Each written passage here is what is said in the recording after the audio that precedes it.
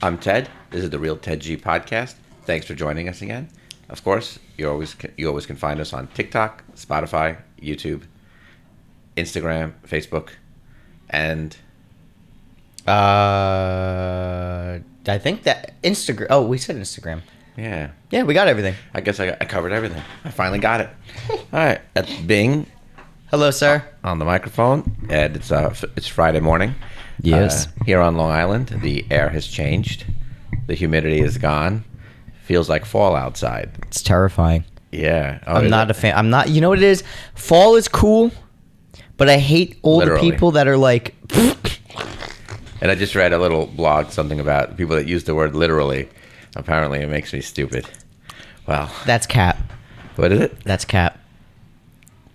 That's cap. What's cap? Bullshit. Oh, is that a new term? Yeah. Oh, Well, I Wait. mean, within the last 2 years, been a new term. okay. Maybe we'll make a list. Maybe we'll do a little quick podcast on the new terms that I don't know about. Oh, that's gonna be fun. So yeah, here we are with the air change. I'm really happy about it. See, I don't know about you. I love change. I love changing furniture. I love changing clothes. I love changing agents sometimes. But that's so bad. Hey Bing, I like changing producers once in a while too. Hey, get out of here with that. There's the but with fall, like, listen, changing seasons is cool as long as it's not changing to winter. It felt very abrupt. Well, winter is not bad. I'm debating. I'm going to make a final decision. I'm clocking it. I have to make it by September 30th. I have to decide, do I finally get the snowblower? No. I don't think so. Every year I haven't. We've had a nice, knock on wood, different podcast, superstitions, but knock on wood, we've had fairly mild. Like, I think I shoveled my driveway once last You know year. what's messed up? It would snow every year when I was in high school. Once I went to college in Oneonta, it stopped snowing in Long Island, and it was 60 degrees throughout the entire winter. Every winter. Yep. Every single winter. And I'm over here like, it's 10 degrees in Oneonta. One year, My boss offered to buy me a snowblower, and then I said, nah. And then he got me a different housewarming gift. And I forgot, I think it was the Nest thermostat or something. But he had offered a snowblower, and I was like, oh. And I thought, nah, please. First of all, I can shovel. Then you got to secondly, maintain it. And that was like the 3-year run that we had immense amount of snow. Oh, my God. Luckily, I have really nice neighbors, and I actually couldn't believe it. One of my neighbors, apparently, he just goes and he takes a snowblower and helps all the neighbors out. Oh. And then he showed up. I had shoveled most of it. I have a truck, so I shoveled just enough so I could walk out and climb over the snow and get into my truck. And then suddenly I look at and I'm like, there's a guy with a snowblower snowblowing my driveway, and I have a decent sized driveway, and I was like, wow. And I'm like, Ed, what are you doing? And he's like, oh yeah, this is what I do. I'm like, oh, well, kind of is fun. I mean, if you are kind of snowbound and it's a big snowstorm, and you have a snowblower, I guess it pays. And I didn't unplug the phone. It pays to just kill time. When we had a storm, I took my chainsaw and I started chainsawing like trees for people, not like high really? trees, like things that had fallen down just went. Oh. But it gave me a chance to use my chainsaw. So back to the snowblower conversation. Yeah, I'm debating, but maybe it's not gonna. Maybe no snowblower. I don't think so. I think we're actually beyond snow at this point for Long Island. But we are in fall. We had an abrupt change in weather, although it's fair. The weather today is appropriate for today's date. September. It's the middle of September. Should be cooling off. But it was a very abrupt change. I feel we went from 90 degrees humid to 60 and chilly. 60. Yeah, probably like 63 degrees and dry, chilly. Yeah. I mean, I'm not complaining about it. I just know that winter comes next, and I hate winter. It's like my least favorite. What do you hate about winter? It's cold. It sucks. You can't do anything. If you want to go to a bar, you have to bring a jacket with you, and then you have to worry about your jacket. It's disgusting. Ugh. Oh, see, I think my body temperature burns at a higher degree. I actually used to be able to go home from school because I would go to the school nurse and she was like, "Oh, you have a fever." I think I naturally have a fever. I think if I remember, I feel like I have 99 temperature. You should go see a witch to see if that see if she could do anything about it. Why do anything about it? I don't. don't I wanna- rarely need a jacket. I mean, I have really nice coats. I hardly like to wear them because if I wear them in the car, it's just too warm.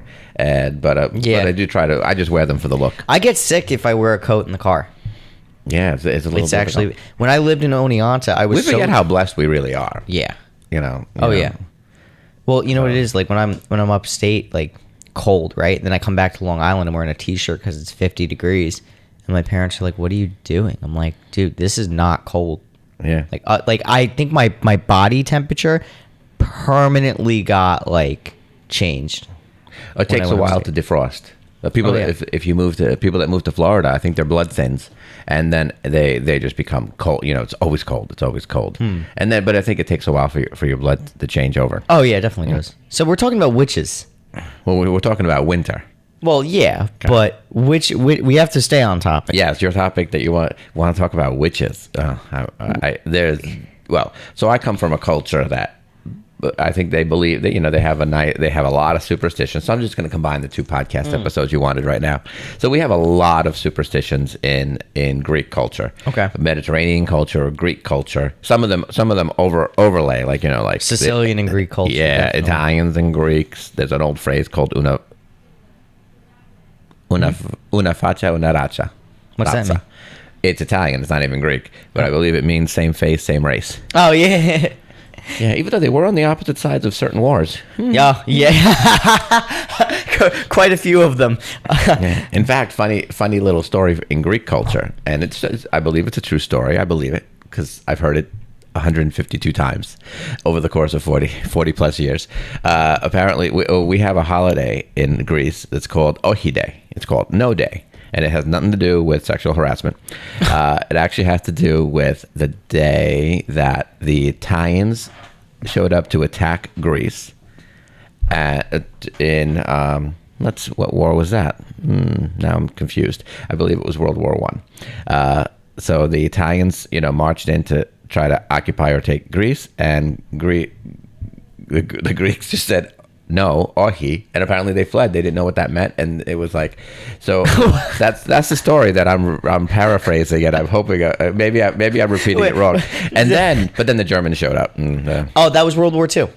World War II. World War II.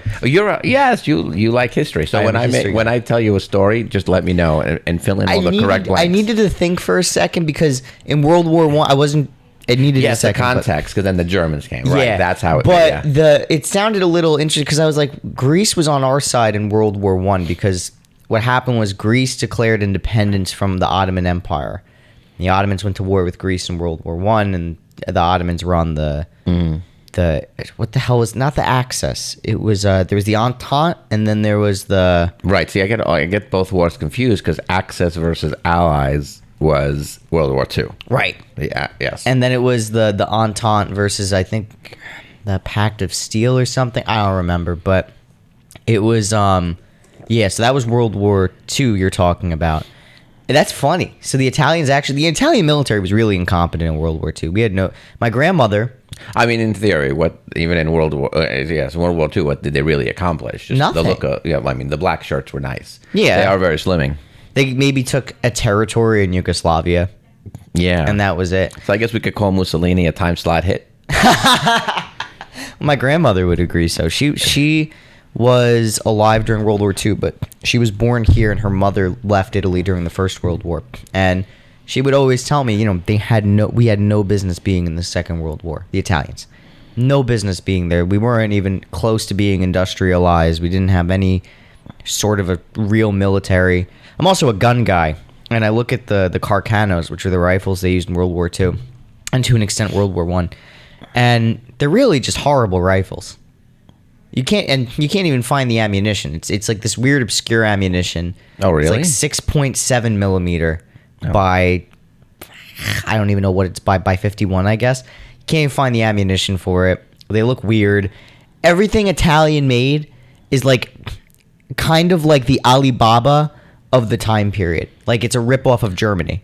Like how the Chinese rip off America, they kind of ripped off Germany. And So it's the like, Italians should stick to making clothes and shoes. that's what I'm saying. The black shirts were nice, but that's it. It's the beginning of Italian fashion, I suppose. I suppose. Yeah, rooted in fascism.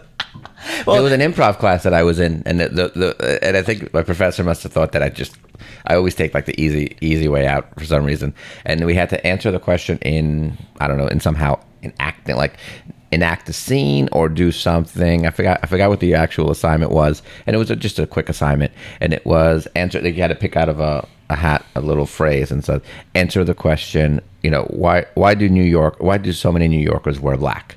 So I guess maybe it was supposed to be a little bit more artistic, and I think I had to do it. So I was like, because Calvin Klein said so, and I thought that was funny. I think especially for improv. Instead of being an actor, you should have pursued comedy. Yes, but I think my comedy is a little too. I think people find it. I guess I'm going to use the word mean. Mean? Yeah, it's like. But that's funny. It used to be. There's still a market for it. There's still a market for it. Yeah, You just have to I feel like maybe I go too abrupt. Like even I might even, if I wanted to make fun of you. It's a bold choice that you wore that shirt. I mean, are you trying to scare off the witches? Yeah, honestly, I don't want to get. If I was a witch, I wouldn't go anywhere near you. No, it's crazy because like there's some girls I met on like these dating apps. And I am joking. Don't be like cyberbullying me or anything.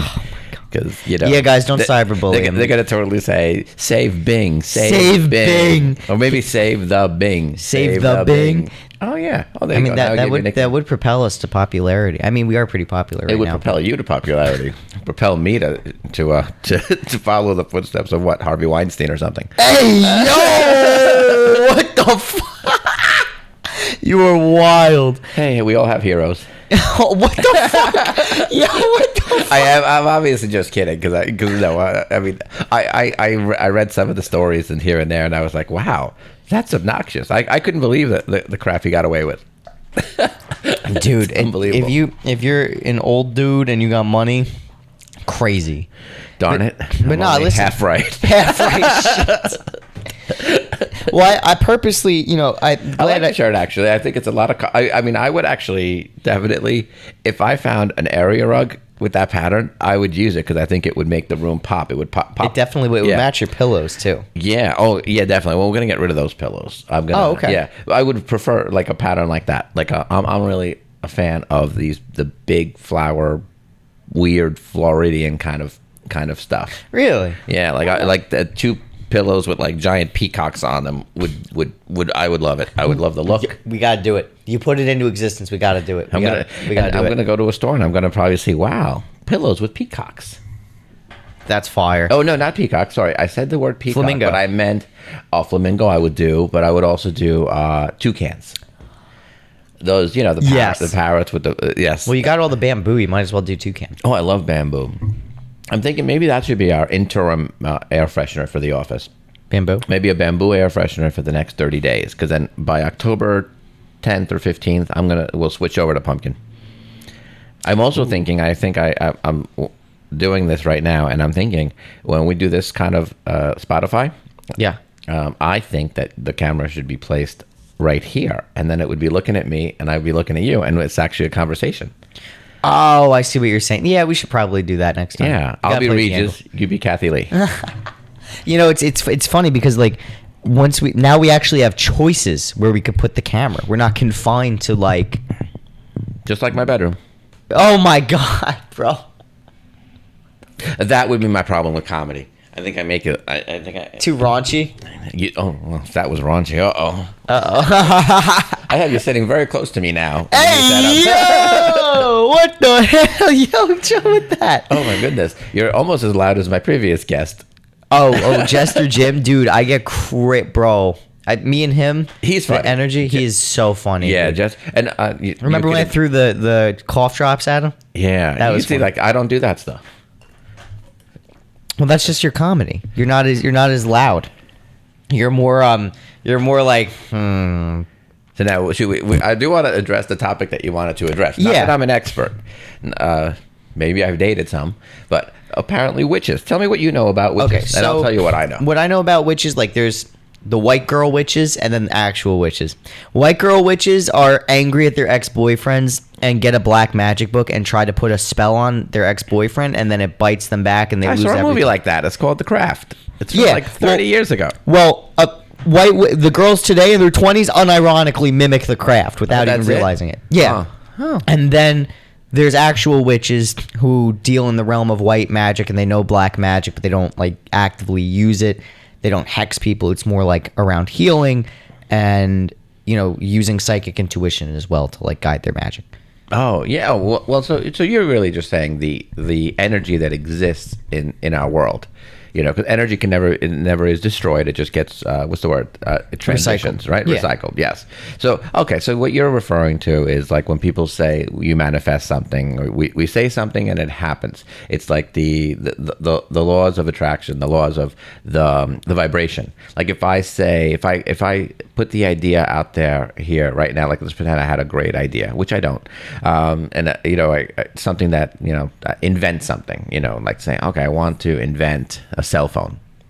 Someone across the world could also, like, it's for some reason the vibrations that exist in our world, someone across the world could actually also have either the same inspiration or eventually it gets to them. It's like, you know, like the telephone game, and they'll create it. And it's not that they stole your idea.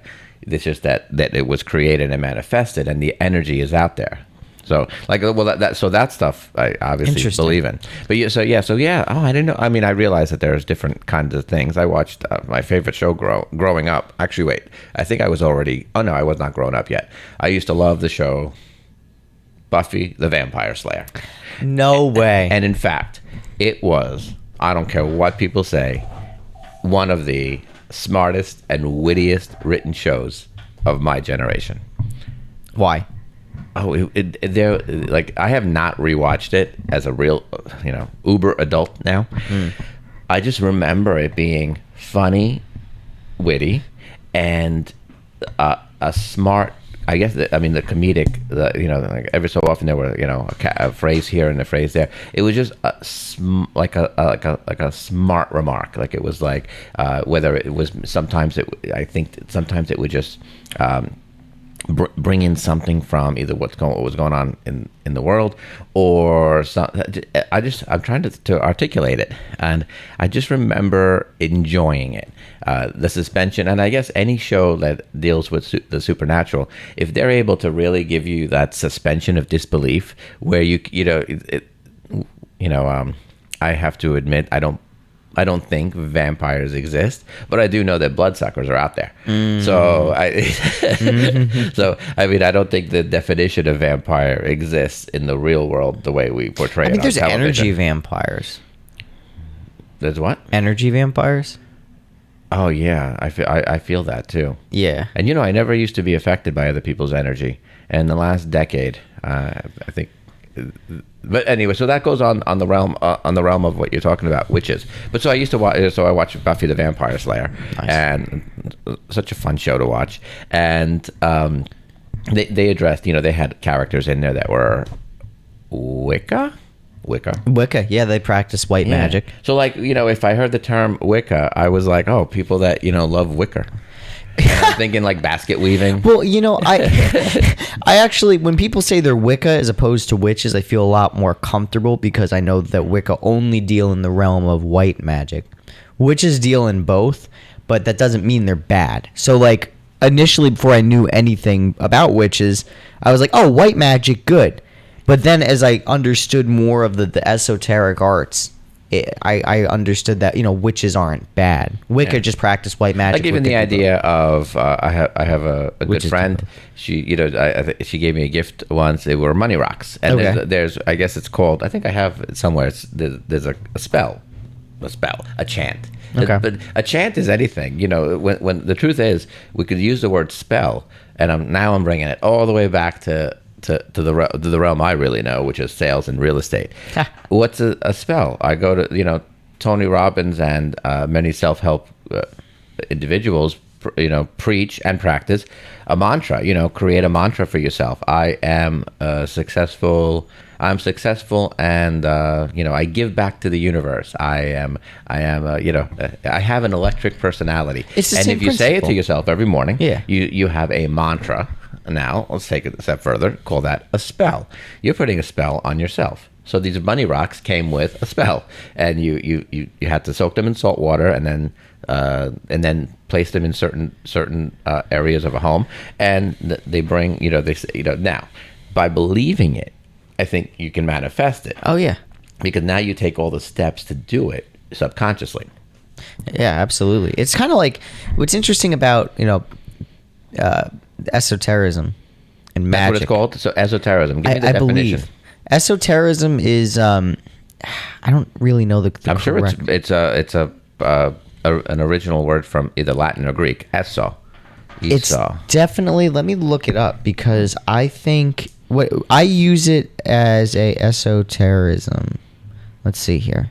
By the way, can you see, and you can't see the camera here. How's my posture? Your posture's great. Okay. Western form of spirituality Western esotericism. Oh, there's many types. Western form of spirituality that stresses the importance of the individual effort to gain spiritual knowledge or gnosis, whereby man is confronted with the divine aspect of existence. So I follow that. Mm-hmm. I follow Western esotericism. I don't really know what you would call it. Let's just say magic for the witches. Yeah. So with Tony Robbins, when I went to the Tony Robbins seminar and everything and all that stuff that they did, the chant. That's Western esotericism. So yeah, walk on fire. Now, meanwhile, back to Greek culture, because I'm combining those two podcasts for you. Okay. So Greek culture, they have dances that, like there's, I think it's from, well, I mean, I'm sure maybe some other cultures too, but I do know that there's a very famous dance in Greek culture, I believe from Crete, where they jump over fire. Really? So I don't know if that's supposed to bring on luck or if it happens only once a year. I'm not as well versed in all aspects of Greek culture. I didn't go to school for it. I just know that if you spill salt, you have to throw salt over your left shoulder. But that also works to get rid of unwanted company, and I've done it. And it worked. And apparently it works. Yeah, it's like No shit. throw it over your. Yeah, it's like there's. Yeah, and also you're not supposed to. Oh, I have this one. You're not supposed to give someone someone should not take from your home at night once night falls. Darkness. Really? You should not take oil out of your home. So if you have someone that I need to borrow oil or probably like cooking oil. Yeah. Or bread, and obviously those are two staples of just life of life. So because it takes away. It's not about not giving anyone in. And then I actually saw it on television. I can't remember where. Well, I do know. Is it Indian cultures? They display nuts. And I know this could be a really cool joke, but apparently, it's to display nuts, and it has to do something with prosperity, So flexing nuts. Yeah, flexing your nuts. That's a new term, by the way. Flex and nuts. I could be paraphrasing the wrong way, so I'll look this up afterwards. That's so funny. Yeah, so different cultures have different things. I'm trying to think of what Greeks believe in for prosperity. Like, obviously, we've adopted, not we as Greeks, but we as Western cultures, we've adopted bamboo. But what about the coffee Bamboo rating? is prosperity. Oh, the coffee rating. So yeah, in Greek culture, you drink Greek coffee is a mud. It's delicious, but it's made from finely ground coffee beans, obviously. So it's a powder form, and you boil it in something called, and it's not just Greek coffee. I think Turkish coffee is made the same way. Armenians have the same way, and I'm sure the other cultures that are right nearby. And you boil water in a specific thing called the briki. And then the water boils, and you put in the Greek coffee, the powder form, and it creates that foam, the foam on top, and that's Greek coffee. But after you drink it, at the bottom of your cup, and you're usually supposed to drink it in a demi-tasse cup, which is a very small cup. And if you turn your cup over, apparently there are people that can actually read your coffee cup and read some. I think it's very similar, I'm sure, to tea leaves or reading for your future. And it really does. Like I've seen people do it, and it really is just about symbolism. Like if you see two halos, it could mean marriage is on the horizon. If you see, you just see it in the coffee grinds, because when you turn the cup over, the coffee grinds go all around the inside of the cup, and you could try to make out different things. Really? Yeah, Can you do that with American coffee? No, because American coffee would just drip out. There's no mud. Very soulless. Yeah. So yes, they do that. What about the salt is crazy. What about reading playing cards? Playing cards? No, the only thing I know how to do with playing cards is play cards. Gotcha. Okay, yeah, fair enough. That's me too. I don't know how people actually read that, but I mean, it's Mediterranean people as a whole, we're very superstitious people. I wonder why that is. Maybe a history buff could tell me. Well, you know what it is? I mean, in Rome, during the time of the Roman Empire, it was, again, very esoteric. Not esoteric. Well, they had multiple gods. It was pre-Christian religion. And then, so everything was based on symbolism, idols, and superstition. And that's why the church, when Christ was executed and the church arose and stuff, the church was combating all of that, because they said, no, there's only one true God. All this other stuff is paganism. It's bad. You'll go to hell if you practice it. And then if you go to the eastern side where your people are with the Greeks was owned and controlled by the Roman Empire at one point, and then I believe the Ottomans for a few hundred years, and then it split. So Arabic, what was it? Arabic culture is also superstitious in that way. Turkish culture. And did you know that, speaking of ancient history, Julius Caesar, is said that he never used the word fuck, ever. That was a word back then? Well, that's the thing. Julius Caesar didn't speak English. Man, what the?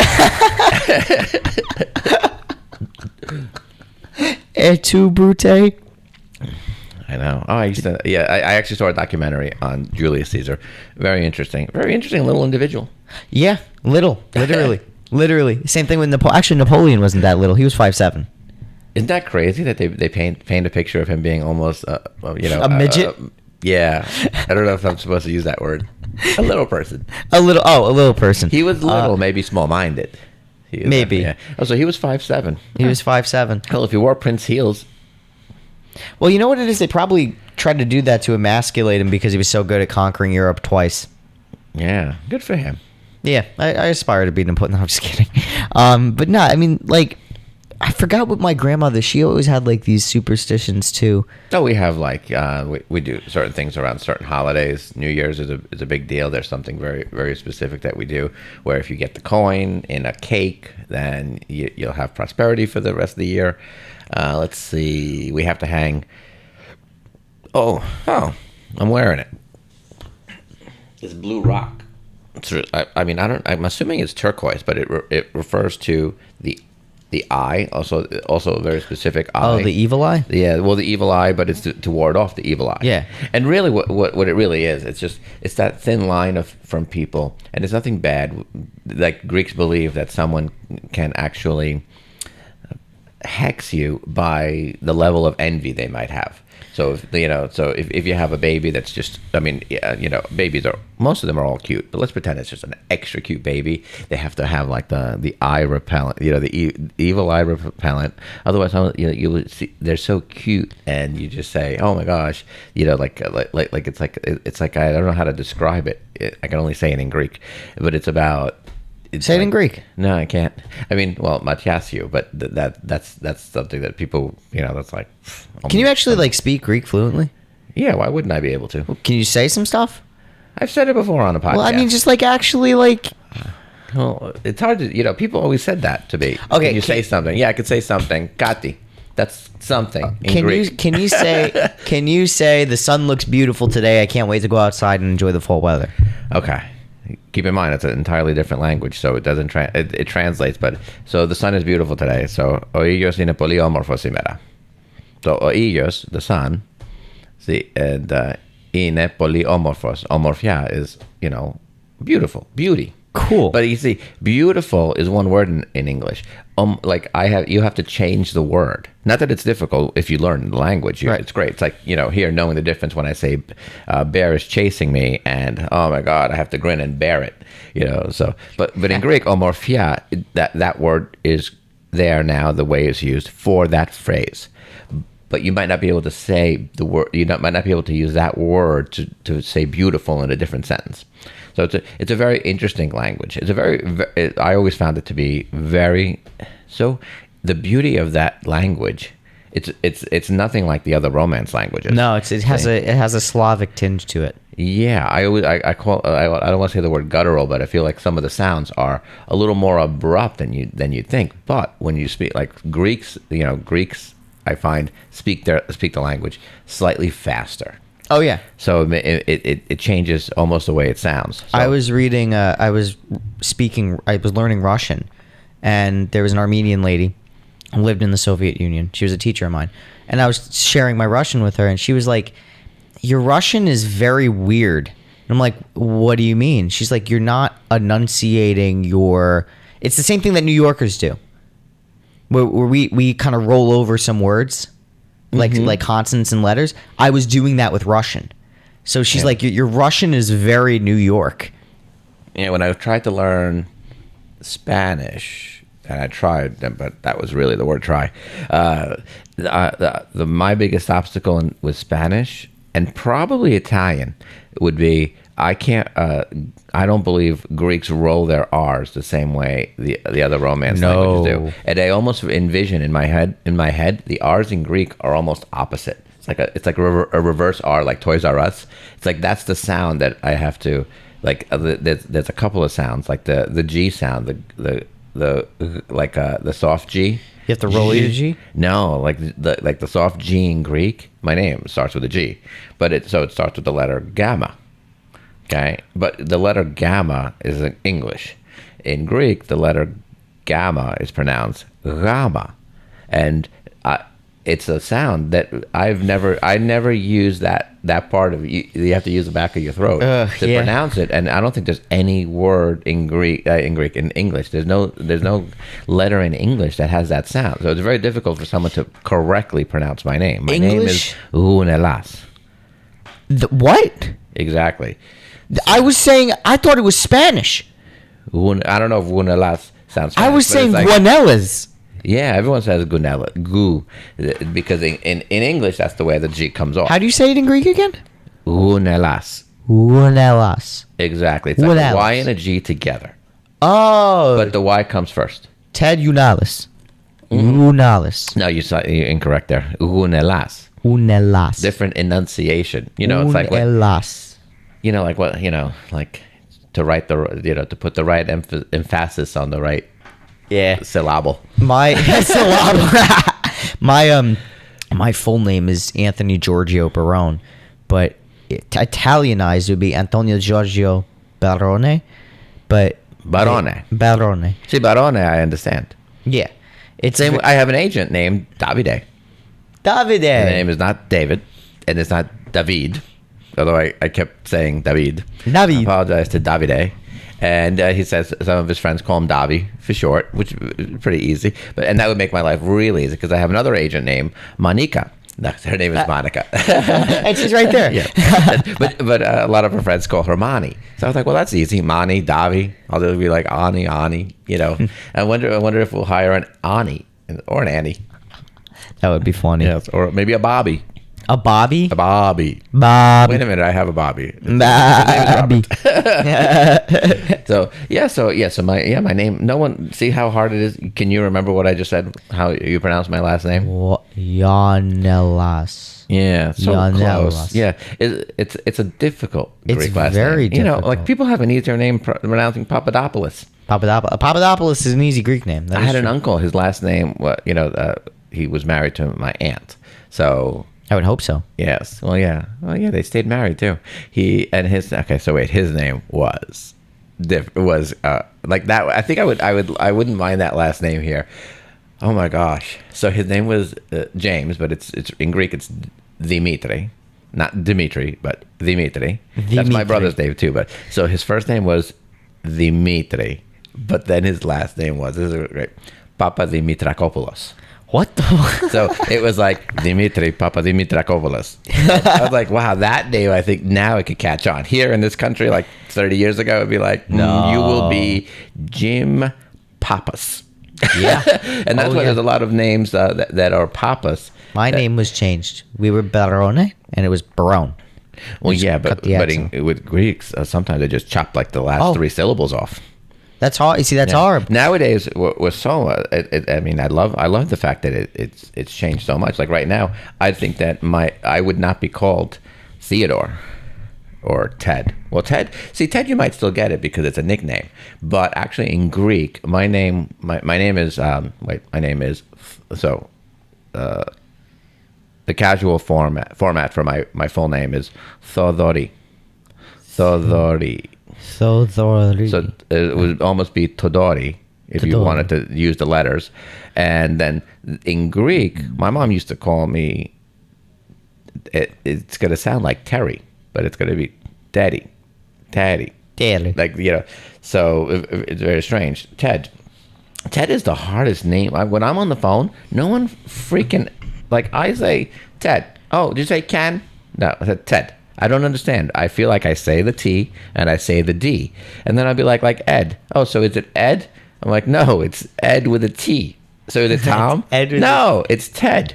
I don't know. Maybe it'll be easier if I said, no, it's Todori. Yeah, that's my name. I'm going to go to Starbucks. Yeah, I'm gonna go to Todori. What's your name? Todori. Have you ever considered ethnicizing your name? Like getting rid of the anglicization of it? Oh, gosh, my first agent, he said, I have an ethnic name and a non-ethnic look. So they actually created a different name for me. Not that it went anywhere. I was like, really, what name would you choose? So he's like, well, how about you choose one and I'll choose the other. He did the headshots for me, and he was very good at it. Very good at the headshots, and that's totally clean, by the way. He took a great picture of me. Where is my picture? Oh, that's the one thing. I forgot to bring it in. I think it's in there. Oh, it's in there. Okay. Well, you'll start The old seeing. studio. My old. So. Yeah.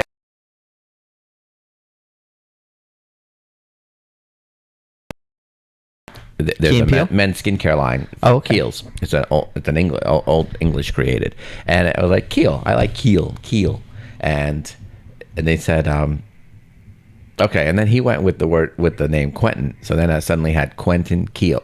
Hence my story from a long time ago, 20 years ago. I sat with my broker. He gave me the no discrimination speech. He said, "This is how we work here, and these are the rules." And I loved it. I should give that speech to people too. And he said, all the rules. And he's like, "Now, do you have any questions?" And I said, "Yeah, I'm wondering, can I use my stage name?" And then he just looks at me. It's like, no one has ever asked me that, but your legal name, you have to use that from your license. I was like, oh yeah, you're right. Yeah. Okay. Anyway, so my name I had a stage name, or not a registered stage name, just a name that I kind of put on a business card and on my headshots. Quentin Kiel, not to be confused with my cousin, Even. Quentin Kiel, even? Even Kiel. Oh, it's a boating term. Oh, okay. It's actually yes. Oh yeah. I'm very land-based. But it also translates to even keel, like a very smooth mood. Oh yeah, now I remember what you took. Now I'm thinking that's my mood these days. So maybe I should have been called Steven Even Keel. You know what it is? I'm very ground-based. Like if I go on a plane, I'm afraid of getting hijacked and crashed into a tower. If I am on a boat, I'm afraid I'm going to drown. You know what I'd be afraid of on a plane? What I'm afraid of, because it happened to me. I'm afraid of being on a plane and suddenly there's just a stench. I was on, oh my gosh, JetBlue. I think it had to be JetBlue. And it was like, what the hell is going on? And it wasn't a stench like someone's body odor. And it wasn't like someone farted. And it was just like, I was like, the smell started when they put the air in, the cabin pressure. And this is a long time ago. I was going to Aruba. And I was just like, that would be my fear. See, that's more likely to happen. That is, but I've never been afraid. I've been on a plane since I've been on planes since I was 4 years old. Technically, I don't remember the plane ride at 4 years old, but I have been on. I've never, and then I've even watched movies with hijackings or anything. I for some reason that does not register as a fear. Really? Yeah. Huh. I don't know why. What other fears do you have? I'm afraid to tell you. No, I'm just kidding. I'm afraid of bees. I got stung by an entire hive. I used to be afraid of leaves when I was a kid. Like, actually desperately afraid of leaves. Like, my dad would have to... I'm sure you're not the only one in your generation that's afraid of leaves. Well, not anymore. When I was a kid. Like, I had a weird dream, and it just translated. So what would happen to you? How would you have reacted if you were 8 years old and you're just playing in some random field? I have two funny growing up stories. I have another funny story, but this one was funny. And you step on a rusty nail. Would you just patch it up and be on your way? I would be probably screaming in pain and tell my mom, I'm like, yo, I stepped on a rusty nail. As horrible as that is, I got to tell you, still have my foot at all 10 toes. Did you take it out? Well, no, the moment I picked my foot up, it was a nail like in a board. It was like, like sticking out that much. So just and ouch! It didn't go all the way through. It did? It went, no, probably like halfway, just enough to draw blood. And I was like, ouch! And then I went home, washed it off, and that was it. Oh, I thought you were talking about if it went all the way through. If that happened, no, that I might have. I don't know if you'd have to stitch it up. It's amazing how the body heals. It is, right? If it was that situation, if I was barefoot, I'd be like, fuck. And then, like, I would know, like, it's rusty. So I would go to my mom and say, hey, I stepped on a rusty nail. And then... Really? I think some people in your generation would go running to the ER. Well, my mom would probably take me to the ER because it was rusty. But did I get my tetanus shot? If I had my tetanus shot, I'd be okay. I think she'd probably just, like, clean it for me and then put a Band-Aid on it. All right. Answer me this. Okay. Imagine you're on a pretty nice size seesaw. Is that what they're called? Yes. Okay. Yeah. Seesaw, and you're about 5 years old. Okay. And your older brother is playing games in some kind of park. Okay. And your older brother is playing games. He's heavier than you, and he's like sitting on the seesaw, so you can't get down. Okay. So and you're only 5. Okay. And the seesaw has to be about 6. Must have been around. Oh, if it was a seesaw that was about 10 feet long, maybe 6 to 8 feet in the air, what would you do? Cry? I'd cry and freak the fuck out. Yeah, absolutely. I hated heights. Remember, there's a solution to everything. Well, I would freak out, and then I would probably say, get up slowly so I can come down. Well, I decided I wanted to get down. Fast? Yep, so I jumped. It would hurt. I'd cry for a minute. You could break your arm, by the way. What? That's how I broke my arm. That's how you broke your arm? I mean, I would probably... And then I still went home, and I didn't even tell my parents that my arm... But I can't remember to this day. I remember my mom washing my hands for dinner. Okay. You're washing them. And I remember her saying... That must have felt weird. And then I think my father said... And then I told them what had happened. That I went to the hospital. And the last thing I remember, and I don't even know if this is accurate or if this is true, because they must have put me under. My father remembers that the doctor had, they have to re-break it, apparently. Don't remember. Couldn't even tell you. I just remember hearing or looking at a saw. And I think it has to do with the way the cast has to go on and yeah. So that's my story about breaking my arm. To this day, this arm, I think I can lift. No, this one suffers. This one, I technically, if I had 2 barbells, this arm lifts 5 pounds less. Really? Yeah. Wow. Yeah. So technically, I think I'm supposed to you're supposed to work it out more so you can build it. But when I was in high school. See, like, when I was a kid, I was pretty squeamish. But, like, when I was in high school, this kid, we were in stage crew. And we built these 200-pound rolling staircases for a set. So I'm pushing one, and me and another kid are holding it in place. And this other kid named Steven hated me in high school. He just kept pushing the thing towards me. Now, my foot is like, here's my foot holding one end of the stair, right? So that way it's good. I'm wearing Converse. I'm not wearing boots. I'm wearing Converse. The kid slams the stair set into my foot. I'm like, Steven, what happened, man? And he was like, oh, sorry. And I'm like, all right, whatever. And it's hurting throughout, like, the whole time. I'm like, this isn't good, man. Like, all right, whatever. I get home, and I'm like, yo, Mom, I think think I might have broke my foot. She's like, well, what happened? Well, this kid, he pushed the thing, blah, blah, blah. Oh, okay. Well, if it hurts tomorrow, go to the ER. Or not the ER. She said, we'll go to the doctor. We'll go to the podiatrist. I just have. So just so you know, my stories are. I want to know if your generation is weaker. I think some people are, some people aren't. It really depends. I think it's more of a trend for people to be weaker. I mean, I will say, you guys can wear tighter pants than I can. There's a threshold. This might be TMI, but like when I was in high school, I almost got a testicular contusion from wearing skinny jeans. I don't know how some of you guys do it. I see people with these tight pants, and I mean, I try to make sure my suits are tailored, and I think I've elevated my game to slightly tighter, but I don't know, any tighter, and hurts. My crotch will be on the other side of me. No, it's really bad. I think we're going back to the 80s. So wait, we're going back to baggy now? Oh, no, the cool 80s. Like late 80s. How would I know the cool 80s? I was still a kid. Oh, well, I mean, like wherever the tight fitting stuff was and the slutty shorts. Women wore tight fitting stuff. That I do remember.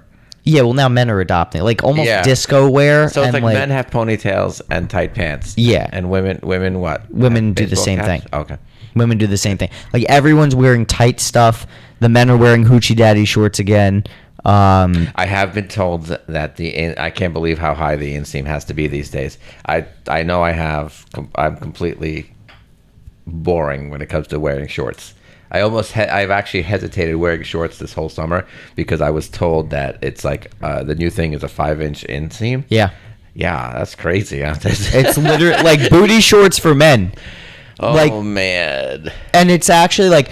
I wore one of those to the gym. Well, I went on Shein, and they were like $5. I'm like, let's see what they're all talking about. Dude, it was the most uncomfortable experience of my life. Yeah. My underwear is longer than my shorts. I did a video skit on a treadmill because I had something I wanted to put on TikTok, and I'm like, okay, well, you know what? I'm gonna videotape myself. I'm gonna have them videotape me on the treadmill. So let me wear slightly shorter shorts. Like I was like, okay, I have these shorts. It's supposed to be for working out, but they weren't. I don't mind tight. I like tight fitting shorts because when you do like exercises on your back, I hate it when they roll up. It's like, oh, but so and they were just shorter, and I was like, I felt uncomfortable the whole time I'm in the gym. It was like too much. Yeah, I mean, I'm gonna have to adopt a little bit, but I'll probably wear longer underwear underneath. Yeah, well then that's the part. Then it looks weird. At the gym, I think I can get away with it. I can't. Yeah. It looks too weird. The inseam, but I can't imagine wearing a 5-inch. Maybe a 7-inch or a 10-inch, but like I can't. 5 inches is way too like. I used to wear cargo shorts. Those are great. Cargo shorts are awesome. Yeah, they're not. I don't think they're in style. Oh, that reminds me. One of my upcoming guests. They're going to be a personal shopper for Saks. Oh, good. Yes, not my personal shopper. I'm not rich. Well, I mean, maybe we could bribe him and he'll take us one day for a podcast episode. Yeah. Well, no. Oh, and on location. I am definitely going to do a suit episode for you guys. That would be cool. Not suits. A suit episode. I'm going to do the Suits episode too, but that's based on the TV show that I'm starting to love. Suit episode. Shopping for a suit. What I also have to do is I have to take all my suits. I realized I had to put a suit on yesterday. And one today too. It's later on, but I realized all my suits have to be taken in. Oh. Well, the jackets are fitting great, but my pants have to be taken in. So that's a nice problem to have. Now back to witchcraft. Yeah, we've deviated a lot from this topic. Yes, we deviated from witchcraft. I find witchcraft very interesting. I believe that there's a cultural phrase in Greek. You have to believe in witchcraft for it to work on you, and good and bad. Because people, like someone could say, put a hex on you. If you don't believe it, there's no such thing. And I'm not necessarily saying that I believe it. I choose to believe whatever I choose to believe. I'm in the same boat. I just get freaked out. Like, I think I believe in it to a degree because when someone says I'm going to put a hex on you, I get a little, apprehensive. How many people have said I'm going to put a hex on you? No one has said it specifically to me, but when I was talking to some of these girls on the dating apps, and they tell me like who they put hexes on, I'm like, oh, that's kind of disturbing. I hope you don't put one on me. Well, I mean, now stuff like burning sage is supposed to be a protecting thing, and to push out bad voodoo, whatever it's called, juju. Bad juju. So different things. I did go on a ghost tour in New Orleans. It was Nice. really intense. Where? In the French Quarter, and it was a walking ghost tour. Wow. It was very interesting. How so? They pointed out ghosts, Did you? and then you could take pictures of them, and you could see this interesting light. And sometimes it was the outline of a ghost. All I remember is the people I was with. We all kind of had that weird feeling. They kind of like I just got a weirdness. I mean, weirdness that if the story is, I just started like, it was like tears, like suddenly. And I was like, I don't know why I'm feeling this way. Everybody was off, like it was like weird.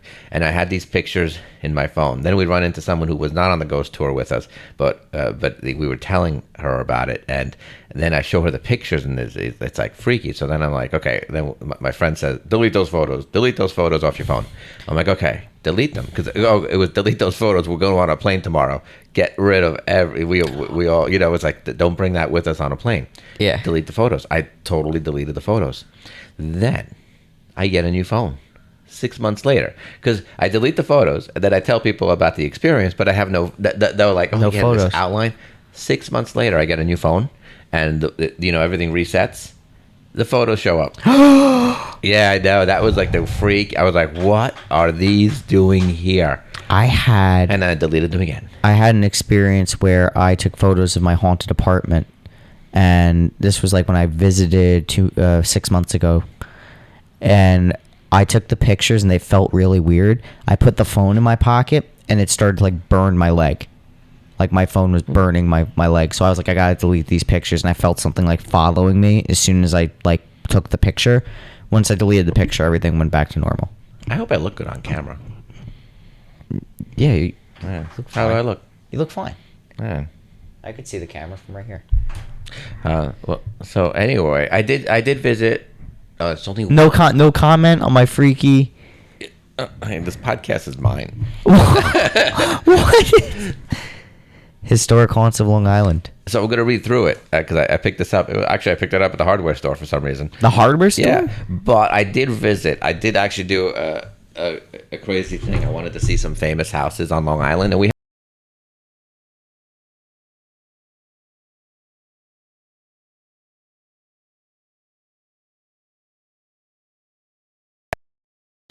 And the other one, the Amityville Horror House, which has been sold several times since.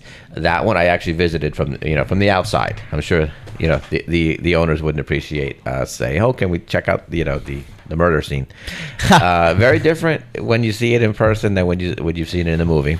And I also visited the Miracle on 34th Street house. Oh, that's cool. So, yeah, that was cute. I might actually knock on the door and say, you thinking of selling? Because it'd be cool to sell some famous houses. That'd be cool. Nothing crazy, nothing like $22 million ones. I don't need Billy Joel's house. I mean, I wouldn't say mind no it to that listing, but it would be. What would cool. the commission be on a house like that? On a $22 million? Yeah. Okay, so wait. Well, I don't know if it's 22 million, but let's do math easy. So let's do math on. Let's pretend a $10 million house. So a $10 million house would be. I don't know how to do math. So it should be close to a gross commission of almost $600,000. So 20 1.2 million. would be something really close to almost $1 million. Yeah, that's about right. Almost $1 million, a little over $1 million in gross commission. Like the main commission that comes to an office. Wow. Oh, that'd be fun. Most people would say you should just retire, right? No, I wouldn't retire off of 1.2 million. That's not enough to live. Well, I always thought, I know. If I had 1.2, I wouldn't retire either. Trust me. If I had 1.2 million dollars, I'd invest. I hope I did the math right. Hey, throw me. Throw your phone. Actually, I'll throw you the phone because So I always make a mistake on zeros when I do math in my head. Because I don't like. If I had 1.2 million dollars, what I'd do is I'd invest $200,000 in a mutual fund, and The then fact that I can't do this math in my head is going to have everyone thinking. Yeah. Excuse me. I was right. 20. Yeah, to be like 1.3 million. 1.3 million. That wouldn't be bad. That'd be cool to reinvest. That would be. Yeah. You could buy some. What was it? What are those things? Suits? No, not suits. What are those businesses? Franchises. You could buy a franchise Buy a couple of those. Oh, how would Like I buy a franchise? A couple of Dunkin' Donuts, 7-Elevens, passive income. You know what I would do? What would you do? I would start really, a crazy investment. Not a crazy investment to grow that money. And then I would probably do this job, do this work, and just do it a little differently. Like every so often you come across, possibly a buyer that says, we're just that far, that much off, but we love it. And I would hold private financing. I'm not going to give away free money. I just hold like free, like be like, listen, you know what? How about this? Interest free. I'd have the urge to just buy things for people, but then again, that's crazy. That's teach a man to fish, feed them for a lifetime. Give a man a fish, feed him for a day. So I would, but no one has to make it hard. Like do like completely interest-free loans or completely crazy term loans. Agents, that would be really cool to kind of to say, okay, you know what? Let's see what are your obligations? What are your financial obligations? Let's figure this out and help you do a job and become great at what you do. Like so, and then again, I could have the wrong outlook on it. Maybe it toughens you up having to work for it. So I could be wrong, but I would have a little bit of I would be on the verge of doing that. Unfortunately, I kind of enjoy helping people. If I had to live, like if you had to like pick somewhere, like I'd love to live like the Oprah life. Not the Oprah life that she's so rich, people are so rich beyond belief. It's just when you see certain people, and it's not just her. There's certain other, there's many individuals that help. I'm sure. What's his name? Some of these, uber billionaires, gazillionaires. I'm sure they give so much to charity that we don't even know about, even if it is just for the tax write-off. But like the mentality of what's her name, Oprah, where she's like, oh, everyone gets a free car, like help. And I guess, and I always think about it. I'm like, imagine if you won like the, one of these crazy jackpots, like $500 million or something. It's like, wait, how much money does one person really need? And then how much good can do with so the rest? much money do? And then I wonder, why don't more people do it? I know a few people that are uber millionaires. I know of a few people that are like beyond money, like the kind of money that you could burn it and you still would not feel it. Well, you feel the heat. I don't know. I always wonder. That's a whole different topic. That is a whole different topic. You should bring them in on here one day. The topic or the uber millionaires? Uber millionaires. No, because they're a different type of personality in my book. Like I think certain personalities wouldn't speak about money. I'd love to know if someone told me how. I'd love to know how you could just help. And you have to, I guess, helping in general. You have to start close to home. I guess it's the same rule I tell agents when you're working and you want to build a business, build a database, build a following, build a referral base. You start close. You start small, and then you grow and you expand. So, boy, that was a veered off topic. Back to witches, tramps, and thieves. I think we're going to call this a little bit of everything. Yeah. That's what I'm going to title this. Hodgepodge. The hodgepodge. Potpourri. Well, we've been going out for almost an hour. Okay. Wonder there's no way to make this into two, huh? No. Well, I think that has to do it for us. Yeah. Next, I know what I need now in this office. I know what I'm going to put there, but I think I need a little clock that's over there too. So the clock on that side of the wall has to stay there. Yeah. Because I sit there in that spot, which means when I talk to people, I don't have to look at my watch to see what time it is. You can just look up almost at them, and they don't, you don't disrupt eye contact, but you have an idea of time. And if I had an idea of time over there, I'd be golden right now. But this is Ted. It's Friday morning on this really crisp fall day. Sweater weather. But I'm not wearing a sweater. And this is Ted, and this is the Real Ted G podcast. Find me on Spotify, YouTube, Instagram. I think we should write them down somewhere so I can read them all the time. TikTok. And TikTok. And thank my producer Bing for being on the camera and on the microphone. Well, thank you, sir. It's a pleasure. Okay.